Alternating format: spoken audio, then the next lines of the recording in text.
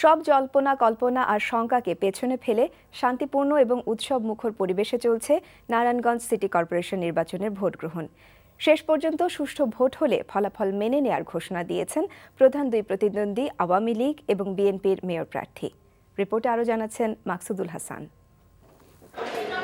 বেলা যতই গড়িয়েছে ততই ভোট কেন্দ্রগুলোতে উপস্থিতি বেড়েছে ভোটারদের। প্রথমবারের মতো মেয়র পদে দলীয় প্রতীকে সিটি কর্পোরেশন নির্বাচনের ইতিহাসের সাক্ষী হতে পুরুষ ভোটারদের চেয়ে সকাল থেকেই এগিয়ে ছিলেন নারীরা। কেন্দ্রগুলোতে দেখা গেছে তাদের দীর্ঘ লাইন।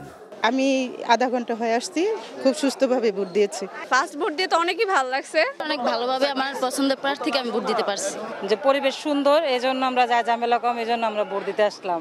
অসাধারণ, অভাবনীয়, এত অসাধারণ ভোট প্রয়োগ আমি আর কখনো অভিজ্ঞতা অর্জন করতে পারিনি। অপ্রীতিকর কোনো কিছুই এটা কোনো নাই, সবাই শান্তি মতো আলাদা আলাদা করা আছে, সবাই ভোট দিতে পারতেছে। ভোট সুন্দরভাবে দিছি, কোনো ঝামেলা নাই।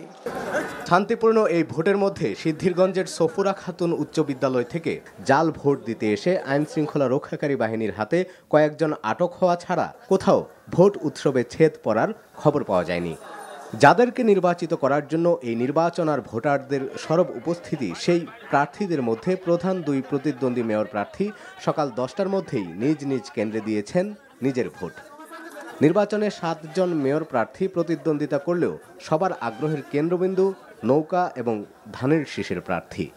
আমি সবসময় একই কথা বলে এসেছি, আমি জনতার রায় মানতে প্রস্তুত। এখানে সুবাতাসেই বসেছে এবং একদম উৎসব মুখর পরিবেশ আছে, আমেজ আছে। আমরা চাই অবাধ, সুষ্ঠু, নিরপেক্ষ নির্বাচন। সেই অবাধ, সুষ্ঠু, নিরপেক্ষ নির্বাচনে যদি জনগণ যেই রায় দিবে সেই রায় আমরা মেনে নিব। দুই দলের মর্যাদার এই লড়াইয়ের মধ্যে কাউন্সিলর প্রার্থীরাও নিজেদের জয়ের ব্যাপারে আশাবাদী।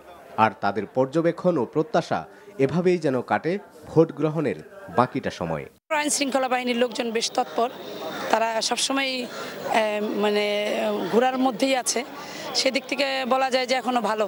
নির্বাচনটি আমরা যেরকম চেয়েছিলাম ঠিক সেরকমের দিকেই আগাচ্ছে। নির্বাচনে 27টি ওয়ার্ডে প্রতিদ্বন্দ্বিতা করছেন 156 জন সাধারণ ও 38 জন সংরক্ষিত কাউন্সিলর প্রার্থী।